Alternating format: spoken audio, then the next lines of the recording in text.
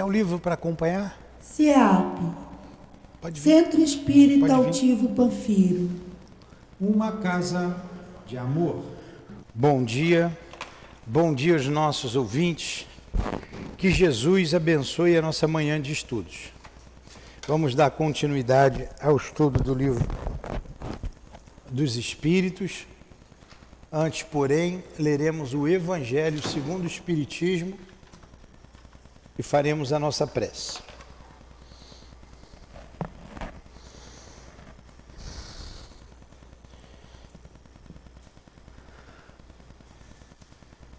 Pode ficar aqui com esse, a letra é boa, é grande.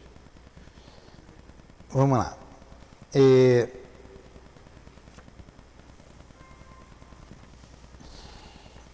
Amar o próximo como a ti mesmo. O maior mandamento. Fazei aos outros o que desejamos que os outros nos façam. Tendo os fariseus... Peraí, eu estou enrolado com isso aqui. Peraí.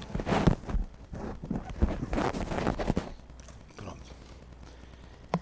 Tendo os fariseus tomado conhecimento de que o Jesus fizera aos saduceus,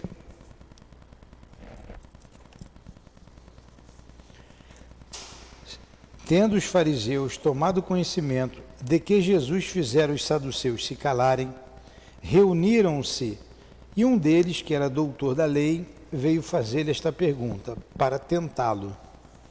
Mestre, qual é o maior mandamento da lei de Deus?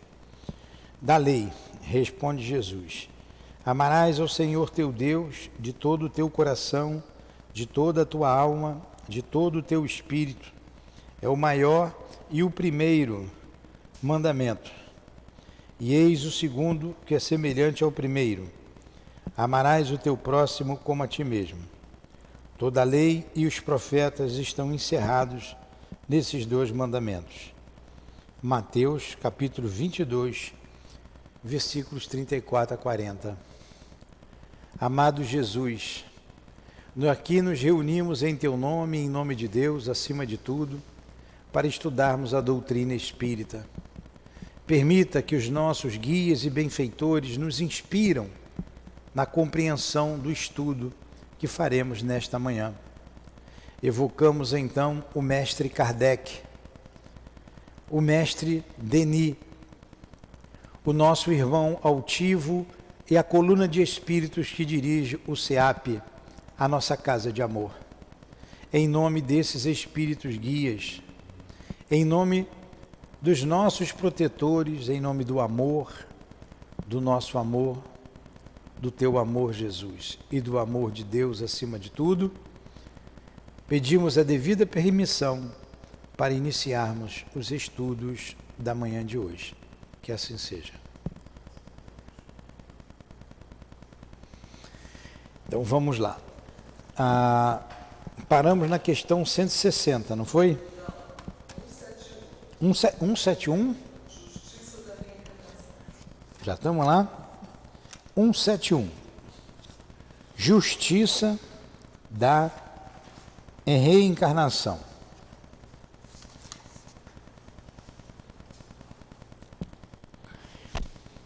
Em que está fundamentado o dogma da reencarnação? Ele falou em dogma, né? Uma palavra diferente. Porque o dogma é uma verdade indiscutível. A Igreja Católica tem vários dogmas, centenas de dogmas. O dogma da Santíssima Trindade, por exemplo. Mas o dogma que ele está dizendo aqui da reencarnação, ele é um dogma raciocinado, lógico. Não tem como você estudar a doutrina espírita, a evolução espiritual, sem a reencarnação. Então isso é um dogma, não tem como você entender justiça de Deus sem reencarnação.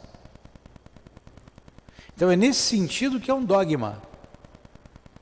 Não é imposto e você tem que aceitar e pronto. Não, o dogma da reencarnação você discute. Ele tem uma lógica. É racional. Aí pergunta Kardec aos espíritos: em que está fundamentado o dogma da reencarnação? Lembra que nós estudamos lá atrás a encarnação? E agora estamos estudando a reencarnação. Da 166 a 170 e a 171 ele pergunta: em que está fundamentado esse dogma?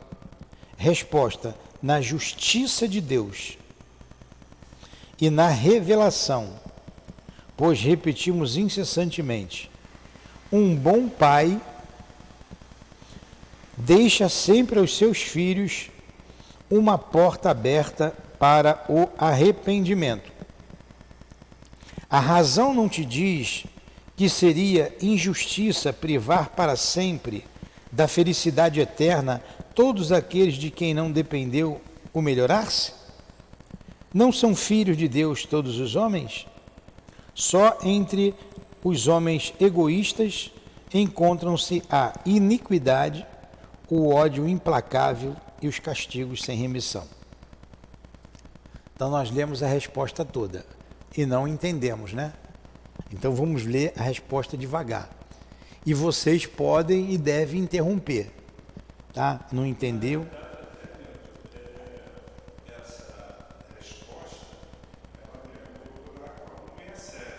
Sim. Com o 67, com o 132, com várias outras questões. Com tudo que nós estudamos até agora sobre a reencarnação. A 132 é fundamental. A gente já viu a 132 algumas vezes, a gente já voltou nela. Olha o que a pergunta feita na 132. Qual é o objetivo da encarnação dos espíritos? Nós ficamos uma aula inteira nessa resposta aí. Qual o objetivo? E agora ele está perguntando o que se torna, em que se fundamente esse objetivo? Em que se fundamenta esse dogma? Aí, por que é um dogma? Porque não tem como você entender a doutrina espírita sem compreender a reencarnação. O que a gente não pode esquecer é que essas ideias, as ideias espíritas, vou repetir, já disse algumas vezes, são ideias de que o mundo sempre teve, em todas as épocas da humanidade. A gente vê, por exemplo, os essênios. Eram os iniciados do povo hebreu. Era um grupo fechado. Os egípcios, os iniciados egípcios, os iniciados da Índia, indianos, os iniciados na Grécia, os fenícios. Então sempre se discutiu a reencarnação. Você vê, o hinduísmo é uma das maiores religiões do mundo. Se fala da reencarnação. Lá tem a questão da metempsicose, que é uma outra coisa que a doutrina espírita, irracionalmente, a gente refuta essa ideia. Quando chegar na metempsicose, a gente vai ver isso. Mas a reencarnação está na base de tudo. Mas a base mesmo, são ideias bases. Mas a principal de todas é a imortalidade da alma, mantendo a sua individualidade. Se a pessoa acredita que é uma alma ou um espírito imortal, se ela tem isso com ela e se mantém viva com a sua individualidade após a morte, aí sim você vai raciocinar. Se ela disser que não acredita em nada, você vai perder seu tempo. Mas se ela acredita nisso, você vai ter que raciocinar. Aí você pode falar de céu, de inferno, do que você quiser. E conduzir o raciocínio da pessoa a esse aqui. Então ele diz aqui, em que se fundamenta a reencarnação? Ele começa, justiça de Deus. Na justiça de Deus. A gente, quando tem uma resposta grande, a gente vai dividindo por ideias a resposta. A primeira pergunta do Livro dos Espíritos é a seguinte: quem é Deus? Né? Ele não pergunta quem, pronome definido. Que, pronome indefinido, ninguém sabe que é Deus. Respondem eles lá. Inteligência suprema. Uma ideia. Aí você vai trabalhar o que é inteligência suprema. Causa primeira de todas as coisas, ou causa primária de todas as coisas. Causa primeira de todas as coisas. Outra ideia, que você vai trabalhar essa ideia. A mesma coisa aqui, se fundamento em quê? Na justiça de Deus, é uma ideia. Na revelação, é outra ideia. Então vamos por parte.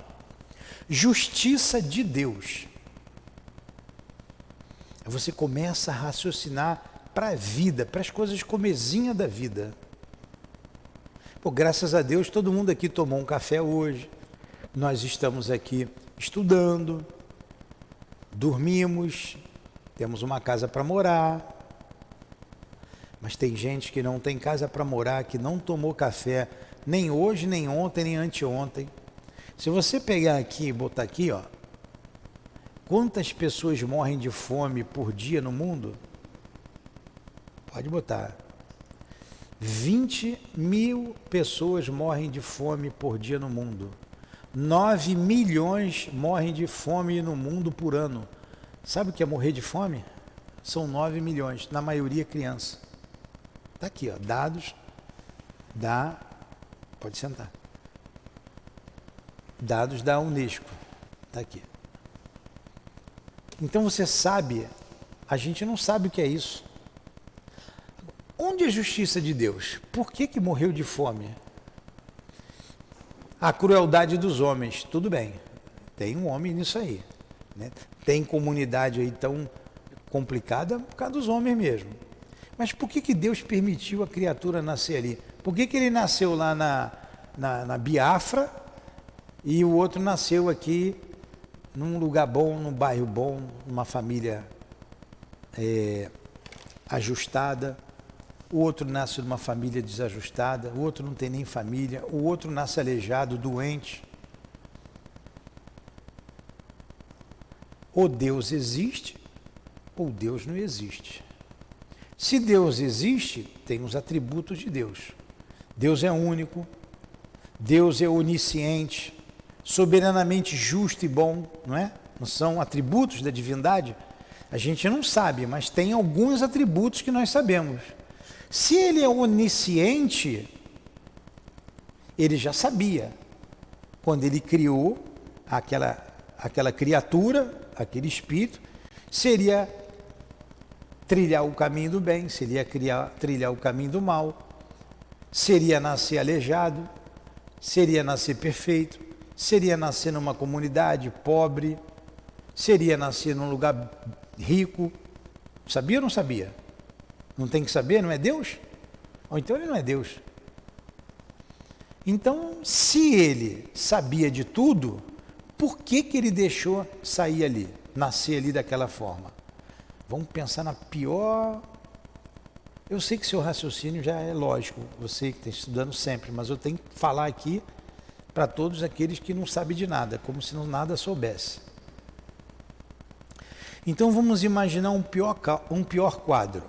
O camarada sofre o preconceito racial, é pobre, é aleijado, é feio, é flamenguista e tem mais outras coisas ruins aí no meio. Onde que está a justiça de Deus? Só tem uma hipótese. Uma hipótese. A reencarnação. Se você entender a reencarnação, e reencarnação não é para acreditar, é para você compreender. Mas como é que eu sei da reencarnação? Como é que eu vou saber da reencarnação? Ele diz ali, na revelação. Revelar é tirar o véu, é mostrar a revelação. Os espíritos, através da mediunidade, revelam isso. E através da lógica, você não tem outro caminho a percorrer, a não ser compreender. Aí você vai ter que compreender a reencarnação. E hoje, com a mídia, que chega notícia lá da Índia, do Japão, da China, qualquer parte do país, do Brasil, você sabe o que está acontecendo. Eu estava mexendo essa semana lá na internet, aí o garotinho com 2 anos, já falava que estava batendo lá, morreu lá num acidente de avião. O avião dele foi atingido na Segunda Guerra pelos japoneses. O avião, vocês viram aquilo ali? Ele lembrava o nome dele, da vida passada, falou o número do avião dele, o nome dos colegas dele, da equipe dele, quando que o avião foi abatido e onde o avião caiu. E, de tanto ele insistir, vamos lá então, vamos tirar a prova disso daí. A mãe e o pai levou lá, ó, esse aqui é o fulano, o pessoal já com uma certa idade, todo mundo estava vivo ainda, ó, esse aqui é o fulano, tal. Eu saí na missão tal, o meu avião foi abatido. E como é que você vai dizer que não é? Tem várias refutações. Ah, isso aí o avô dele foi piloto, então ele guardou isso na cabeça. Ele não tinha parente nenhum que foi piloto. Ah, isso aí ele leu. Tem umas teorias contra a reencarnação. Tem gente que briga contra a reencarnação. Mas um caso desse, e tem muitos casos catalogados sobre reencarnação, que não encaixa nenhuma refutação feita por materialistas ou pessoas que não aceitam a reencarnação. Esse caso aqui, ó, isso aqui não cabe, isso aqui não cabe, isso aqui não cabe, isso aqui não cabe. Só o caso de reencarnação. Tem uma universidade nos Estados Unidos que só estuda por isso. Tem um brasileiro que estuda isso. Esqueci o nome dele, o Alan, que conhece muito bem. Ele falou lá no Leon Denis, uma vez. Ele fez um programa na Rede Globo com o Padre Quevedo sobre reencarnação. E ele disse o seguinte, ele foi filmado lá nos bastidores, eles discutiram a reencarnação. Ele é até engraçado, é um baixinho engraçado, conhecedor da doutrina espírita. Ele falou que, olha, o Padre Quevedo, ele não tinha argumento nenhum. Ele foi derrotado. Não tinha como ele sair dos argumentos que nós usamos, dos casos que nós levamos. Aí o programa disse o seguinte, eu não posso mostrar isso. Eu não posso levar isso para o público ver. Tem que ser meio a meio. Metade da razão para você, metade da razão para ele. Vamos tirar isso, isso, isso e isso. Vamos deixar ele falar isso, isso e isso. Eu não posso mostrar isso. Aí ele disse assim, tudo bem, eu concordo, mas vocês têm que me dar a gravação de tudo que foi discutido aqui. Aí eles concordaram, deram a fita, na época era fita, já tem uns anos isso. Deram a fita para ele, era aquela fita cassete, e falou assim, olha, está tudo ali gravado, vocês podem consultar a discussão.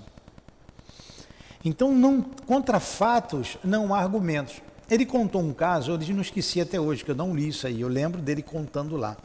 Um outro caso, o menino na Índia, isso era na Índia, ele lembrava de como ele morreu, igual esse caso agora recente, do piloto, esse é um caso recente, está na internet. Ele lembrava o nome da mulher, o cemitério que o corpo dele foi enterrado, como ele morreu, que ele foi assassinado. Ele sabia quem foi o assassino dele, a mulher dele, a casa, a cidade, tudo. E ele estava bem distante. E isso custou umas boas lambadas nele, umas boas surras. Até que de tanto falar, aí a mãe e o pai foi levar a um especialista lá, enfim. Então vamos constatar isso. Aí ele falou assim, olha, eu morava na cidade tal, uma casa amarela, uma casa assim. Foram lá na casa. Quando chegou lá, tinha um poço em tal lugar, descreveu tudo. Quando chegou lá no local, estava um poço, estava a casa. Ele não falou a cor da casa para eles. Quando chegou no local, o que ele disse? Essa casa era amarela, eles pintaram de outra cor. Ali está assim, entraram na casa. Vou chamar, você disse que era casada com fulana, então nós vamos chamar fulana. A casa tinha uma escada, 2 andares, aí vem a fulana. Olha aí, essa aí que é sua mulher, já tinham falado com ela, né, que eles iam fazer a visita. olha aí a sua esposa, ela, aqui está fulana de tal. Aí ele diz assim, não, essa é minha cunhada, essa é a irmã dela. Aí a senhora aparece, ouviu essa história? Eu já contei aqui? Leu, né? Aí ele diz assim, ó, essa daí, estou contando mais ou menos a história, né? Aquela ali que é a minha mulher. Ele é uma criança, né? A mulher desce, vem, conversa com ele e tal. Quer dizer que você é o meu marido? Sou eu mesmo. Como que você prova isso? Você quer que eu conte aqui em público ou quer conversar em particular? Aí ela, vamos conversar em particular. Aí vão para um quarto em particular. Aí ela vem, não tenho dúvida, esse é o sem vergonha do meu marido. Não foi isso que ela falou? Então tem muitos casos. E hoje a gente ainda ouve algumas pessoas dizerem assim, ninguém veio de lá para contar. É o que mais tem.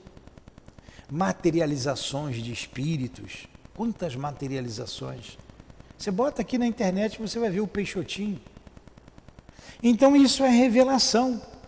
E aqui é justiça de Deus. É justiça. Porque nada passa de que não foi correto na justiça de Deus. Você tem que ser um homem de bem, você tem que ser perfeito. Nós lemos aqui o mandamento maior, amar a Deus sobre todas as coisas e o próximo como a ti mesmo. Desenvolver esse sentimento de amor. Aí você vai lendo outros autores, como Leon Denis, que é considerado o apóstolo do espiritismo, porque ele que não deixou a doutrina espírita fenecer, manteve-se firme. Kardec foi enxuto, 14 anos ali, né? Trouxe toda a doutrina. Leon Denis viveu até, conheceu Kardec com 18 anos e morreu aos 81 anos, 82 anos, né? 81, 82 anos. Falando da doutrina espírita, escrevendo livros. Então ele deu continuidade à doutrina espírita. Leon Denis conta vários casos de reencarnação. O livro Problema do Ser e do Destino, que nós estamos estudando aqui, estamos justamente no capítulo que fala sobre a reencarnação. Então não se tem dúvida mais da reencarnação, a não ser que você não queira ouvir, que você não queira ver e não queira raciocinar. Aí você vai para um banco da igreja, o padre manda levantar, sentar, deitar, levantar, aí você não raciocina. Você vai, toma lá a hóstia, acha que está salvo, acabou. Ou vai ali, toma um banho d'água e foi batizado, teus pecados foram absorvidos, né? Zerado. Isso não é lógico. Isso não é lógico. Então, eu matei, eu estuprei, matei, enganei, roubei, fui preso. Me arrependo, sou batizado, vou para o céu? E a mãe que está lá triste, às vezes até se revolta, vai para o inferno? Isso não é racional. Isso não é lógico. A fé tem que ser raciocinada. Como está aqui no livro do Evangelho, bem no rosto aqui do Evangelho. Fé inabalável é aquela que encara frente a frente a razão em todas as épocas da humanidade. Vamos continuar aqui na resposta. Então vamos lá. Em que se fundamenta o dogma da reencarnação? Na justiça de Deus. A gente falou aqui um pouco, né? Da justiça. E na revelação. Alguma pergunta? Alguma colocação?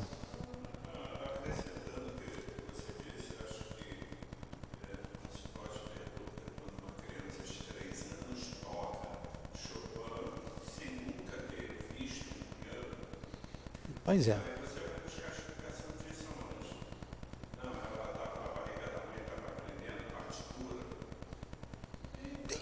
Tem N casos, N casos, N casos. Você que professou a fé durante muito tempo da unicidade das existências, você tem dúvidas da reencarnação ou ainda tem dúvidas? Não tem dúvida nenhuma. Agora você vê o seguinte, como é difícil, se você for lá para aquela comunidade que você trabalhou e você dizer o contrário. Vamos dizer que você está com um encosto, que o espírito do mal, que o demônio está falando através de você. Não é? É o que vão dizer. Aí, por isso, Jefferson, tá bem, Jefferson? É por isso, Jefferson, que a igreja que está ali na esquina, ela está certinha ali, ela tem que existir. O terreiro que está na outra esquina está certinho. Por quê? Atende às almas com as suas necessidades. Para aquela alma é essa religião aqui, é a melhor para ela. Para aquela outra é aquela ali. Para o índio é o pajé que está ensinando do jeito dele. Se você pegar o índio e botar aqui, ele não vai entender nada. Aí é a maturidade espiritual de cada um. Eu acho aqui no César Maia um lugar muito diferente de tudo quanto é lugar que eu já vi. Aqui no César Maia, na comunidade aqui perto, é um boteco e uma igreja. Um boteco e uma igreja. Você vai numa ruazinha daqui, ela tem umas 6 igrejas na mesma rua, pequenininha rua. Cada um com nome. E no meio das igrejas um monte de boteco. Você vê lá os fiéis, a gente passa ali, a gente vê os fiéis e eles doidos para trazer gente. É bom que você cai no boteco, cai na igreja, né? Lá atende aquele grupo que está ali. Atende. Aqui não vai atender. Vai achar isso muito difícil, não vai alcançar. Agora vocês vejam o seguinte, tem uma pergunta lá na frente, que diz assim, bem lá na frente. Então a doutrina espírita é a religião do futuro? É, Carlos? Não. Os espíritos dizem que não, não é. Eles respondem que é o futuro das religiões. É diferente. Aí você vê nas igrejas pentecostais, o Espírito Santo já se comunica. Há um tempo atrás era proibido. Mas o negócio ficou tão forte, não, tem o Espírito Santo. Que ter. O espírito do mal é o demônio. Daqui, para sair do Espírito Santo e entrar na alma dos homens que já morreram, é um pulo. Isso aí é um tempo, uma questão de tempo. Porque muitos líderes religiosos, muitos pastores, além de ouvir, vê muito bem. E ele sabe que ali é o Tiago, o espírito do Tiago. O Tiago morreu, ele sabe que é o Tiago que está ali. Ele não fala, por uma série de coisas, de interesses pessoais, ele não fala, mas ele já sabe, muitos sabem. Eu acho muito engraçado a Adilane, as histórias da Adilane aqui, né? Que ela era da igreja, o pastor usava muito ela, usava mesmo. E ela dizia assim, mas na hora da revelação, ela dava o nome. Olha só, quem está ali é o seu José da porteira que está ali. Você não pode dizer isso, não é? Ela disse que era uma criança de 12 anos. Mas eu estou vendo, ele está de calça jeans, está de camisa vermelha, está com um chapéu na cabeça, é ele. Não, é o Espírito Santo. Você tem que dizer que é o Espírito Santo ou que é Jesus. Aí ela dizia, mas não é, eu estou vendo, não é. É o seu fulano, eu conheço ele está falando comigo. Olha o conflito. Aí ela entrava na chibata, apanhava de vara de goiabeira. Que tortura, né? E ela tinha, em vários casos até engraçados que ela conta aqui pra gente, e ela tinha uma prima que também via e ouvia. Via e ouvia. que é da família, né? A prima está na igreja até hoje. Até hoje. Via e ouvia e continua com o Espírito Santo. E tem medo. Eles têm medo daqui. Aí, mas para ser uma boa religiosa, não precisa estar aqui. O que importa é a religiosidade, não a religião que você tem. Senão você cairia no mesmo erro da igreja. Eu diria que fora do espiritismo não há salvação. E não é isso. O que a doutrina espírita diz? Fora da caridade não há salvação. E a caridade está ao alcance de todos, até fora das religiões.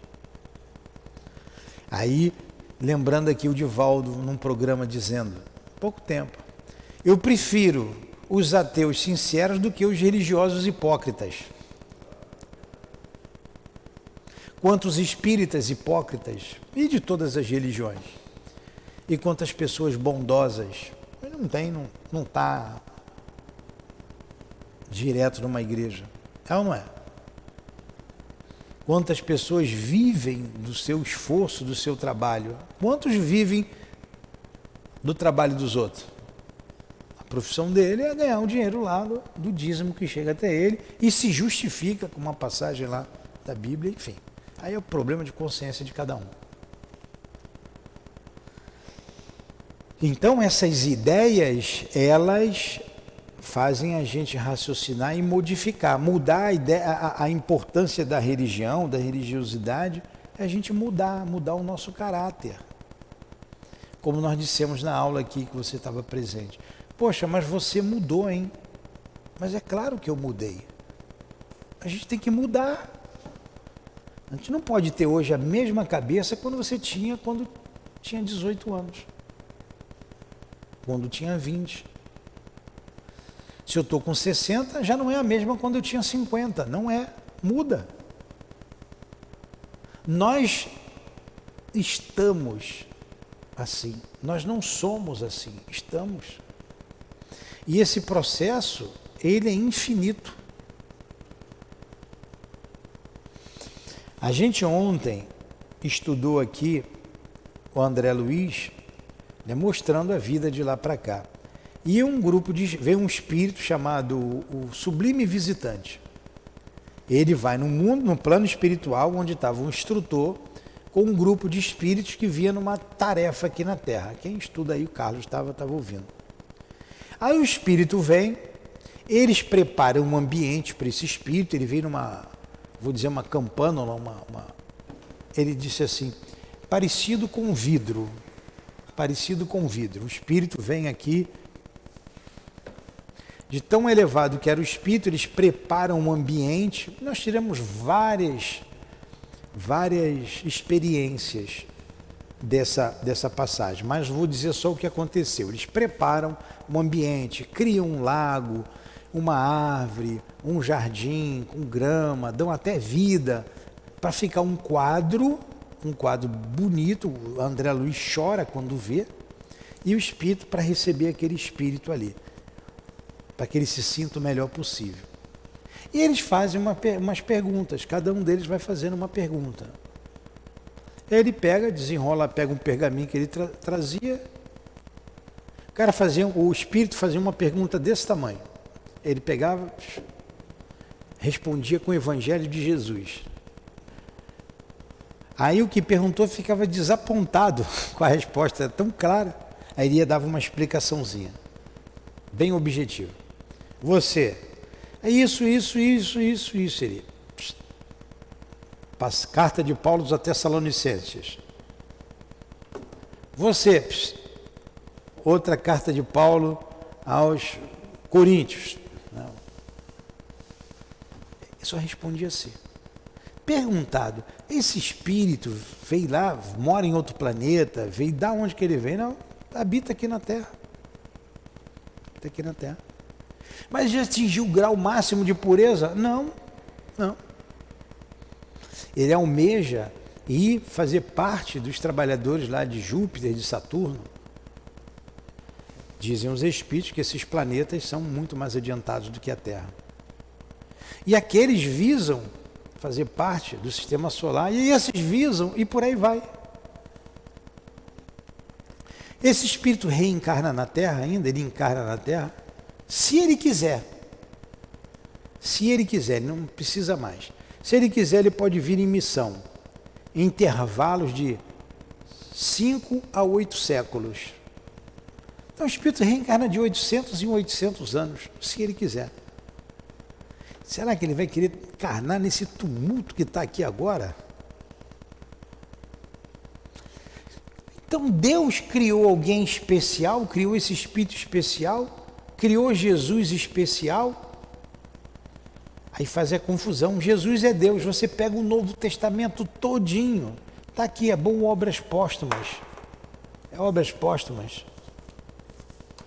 Está aqui várias passagens de Jesus mostrando que ele não é Deus. Várias, dezenas. Dezenas. Ah, mas ele disse que ele e o Pai era uno. Claro, ele entendia, compreendia Deus, que ele se sentia uno com o Pai. Por isso que ele diz, eu e o Pai somos um. Ele sempre se colocou numa posição de subordinação em relação a Deus. Em N passagens do Evangelho. Por que me chamas bom? Bom é o Pai que está no céu. E por aí vai, uma porção. Agora, como é que esse espírito chegou a essa posição? Que a gente nem imagina. Não tem nem como imaginar. Reencarnações. O doutor Bezerra, que a gente gosta, admira, um trabalhador incansável, como encarnado e também desencarnado. Como encarnado, médico que ele era. Atendia no seu consultório, cobrava consulta de quem podia pagar, atendia de graça quem não podia pagar, e quem não podia pagar, ele pegava o dinheiro da gaveta, dava para comprar o remédio, que a pessoa não tinha. E uma das passagens que eu gosto muito e repito sempre, dentre várias outras passagens interessantes da vida dele, um dia ele vai e pergunta para a secretária: tem algum dinheiro aí na gaveta? Não, doutor, o senhor já deu tudo, não tem mais nada. Ele olha para a pessoa, meteu a mão no bolso, saiu nada, meteu a mão no outro bolso, não tinha nada. Tirou o anel do dedo de formatura dele, vai lá, vende. Vende, compra o remédio, com troco você compra comida para você. Olha o desprendimento que esse espírito chegou. Ele não tinha nada em casa. Foi para casa preocupado, porque não tinha arroz, não tinha feijão, não tinha o que comer, tinha um monte de filho. Casado pela segunda vez, casou 2 vezes, a primeira, a esposa faleceu, ele tinha 4 filhos, casou com a irmã dela, fez mais 4, um monte de filhos. Foi para casa, né? Deus vai prover isso. Chegou em casa, a esposa abraça ele, feliz, muito obrigado, até que enfim, estava precisando, mas não tinha nada. Chegou uma carroça lá, com aquelas, ele não sabe nem quem doou. Aquelas sacas, antigamente era saca de feijão, saca de café, saca de arroz, de tudo, abasteceu a casa dele. Olha a confiança dele em Deus. Não tinha dinheiro nenhum, tinha que pagar o aluguel, foi para lá pobre, estudando medicina. Ele, como é que eu vou fazer? Botou um anúncio que ia dar aula. Vou dar aula. A confiança dele em Deus. Aí aparece um aluno e o aluno diz para ele, ó, senhor, não, eu preciso da sua aula, combina qual é o preço, ele tanto. O aluno adianta o pagamento dele, não, você só vou receber quando você tiver aula, não, eu quero pagar adiantado. Pagou 2 ou 3 aulas adiantado e nunca mais voltou. O dinheiro apareceu. Agora eu pergunto, nós temos essa fé em Deus? Nós temos já esse desprendimento? Que espírito é esse? Deus criou o doutor Bezerra especial? Me fez cheio de defeitos, cheio de manias, e fez um homem tão bom. E se você chega para ele, chama ele de bom, ele não aceita, porque ele é humilde, e eu sou cheio de orgulho. Que Deus é esse que me fez diferente?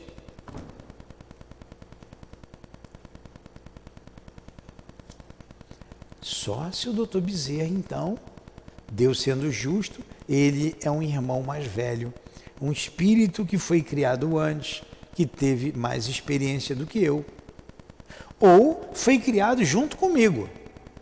E nas reencarnações eu estacionei e ele foi embora. Aí vem a revelação, chega uma emissária de Maria, convidando o doutor Bezerra para sair do orbe terrestre, para ir ajudar ela, ir para lá, para os páramos celestes. Dito pelo Chico. Como é que é o nome da emissária de Maria que vem? Tem um nome lá que eu não me lembro. Hã? Não é isso não. Estou falando do doutor Bezerra. Ele fica muito comovido, ele chora, diz assim, eu agradeço muito, mas eu quero pedir a Maria, sou muito grato, que eu continue aqui na Terra. Enquanto tiver um irmão meu sofrendo, eu queria enxugar as lágrimas dele. Que espírito é esse? Se der uma espaçonave para a gente ir para Júpiter, fica bem longe desse furdunço, a gente vai.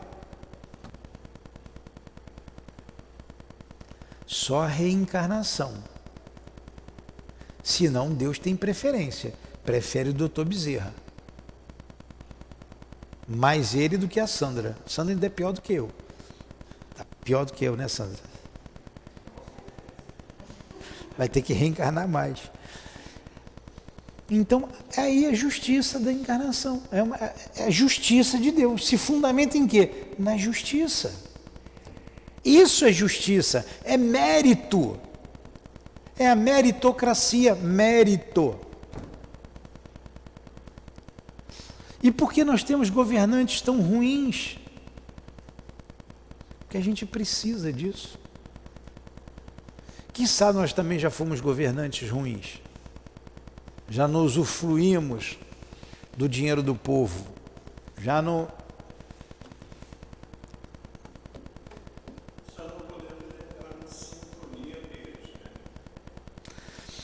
Pois é, aí vem a bênção do esquecimento, senão a gente não iria aguentar. Aí a gente olhar um por outro, e o Newton, caraca, esse cara está falando ali agora? Não, deixa eu sair daqui. Se visse e lembrasse dos desatinos. E se eu cometi um desatino com cada um de vocês? E vocês lembrassem agora?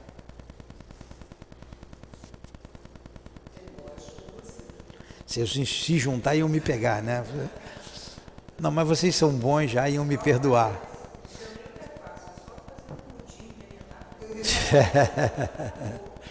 A ideia dela, tá vendo? Então, é a bênção do esquecimento. Ah, se tem reencarnação, eu não me lembro. Poxa, mas é claro que eu não posso me lembrar. Senão eu não consigo progredir. Muita coisa dessa vida, a gente quer esquecer, não quer nem lembrar. Se você falar comigo, não quero saber disso, eu não quero nem lembrar. É ou não é? Você quer jogar debaixo do tapete. Ações, o que você fez, o que você deixou de fazer, o que você pensou, o que você julgou, o que você se omitiu. Tem coisa que a gente se envergonha, é ou não é? Agora imagine se você lembrar de 300 anos de vida. Você não aguenta. Você não aguentaria. Então a reencarnação se baseia nisso, na justiça de Deus e na revelação. Ó, ficamos uma aula inteira só na justiça e na reencarnação, nem lemos o resto. O bom pai, aí o pai, ó, o bom pai deixa sempre a seus filhos uma porta aberta para o arrependimento. A razão não te diz que seria injustiça privar para sempre da felicidade eterna todos aqueles de quem não dependeu o melhorar-se? Olha só, ele aqui, a resposta dos espíritos, não estão sendo coniventes com o mal, não. Não é isso. Ah, coitadinho, ele é um... Como é que chama hoje? Ele é um... Como é que dá um nome aí? Usa muito. Para justificar o criminoso. Ele é um injustiçado da sociedade. Hã? Mas tem uma outra palavra que usa. Ele é injustiçado da sociedade. Não, ele tem que pagar pelo crime que ele cometeu. Pede lá, pega ele que é a Verissúria. Ele tem que pagar pelo crime que ele cometeu. É a Verissúria, pode dar o que ele quer. Hã? Ah, tá. Ele tem que pagar pelo crime que ele cometeu. A gente vai acabar em 2 minutos já. Ele tem que pagar. Não é passar a mão na cabeça, não. Mas ele vai ter outra oportunidade. Ele vai ter. Vai ter outra oportunidade. Então o maior dos criminosos vem num corpo infantil, você não sabe do passado dele, vai botar no colo, vai abraçar. Agora, se eu for grandão de mala e cuia para cabeça na casa de vocês, ô papai Tadeu, você é meu papai, ele vai me dar um passa fora. Mas se eu chego bonitinho, uma criancinha chorando, dependendo de tudo, quantos criminosos? Aí, como disse o Chico, quando foi visitar lá a cadeia, você não tem medo desses criminosos? Como é que você... Criminosos somos todos nós, até sermos descobertos. Graças a Deus, ninguém sabe quem nós fomos. Aí, para terminar aqui agora. Não são filhos de Deus todos os homens? Só entre os homens egoístas encontram-se a iniquidade, o ódio implacável e os castigos sem remissão. Tive que correr no finalzinho. Tem um comentário de Kardec, que são mais 1, 2, 3 parágrafos, que a gente vai ver na aula que vem. Alguma pergunta? No question? Não é bom estudar junto? Agora, hoje à noite, o estudo aqui não é live, é sentado na cadeira aqui. É bom que se discute mais, as pessoas ficam mais à vontade. Embora a live aqui eu seja o mais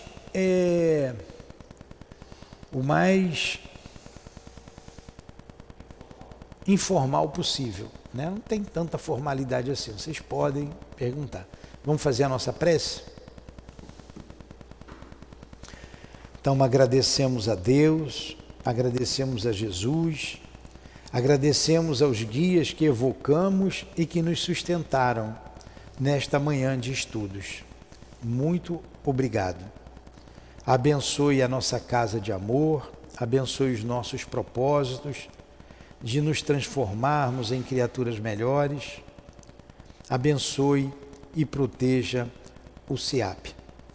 Que seja em nome do altivo e de toda a direção da casa de amor que nos abriga. Em nome da coluna de espíritos que sustenta o SEAP. Em nome de Leon Denis, de Allan Kardec, em nome do amor que vibra nesta casa, em nome do nosso amor, Lourdinha, do amor de Jesus, do amor de Deus acima de tudo, é que agradecemos, encerramos os estudos da manhã de hoje, em torno do Livro dos Espíritos. Que assim seja.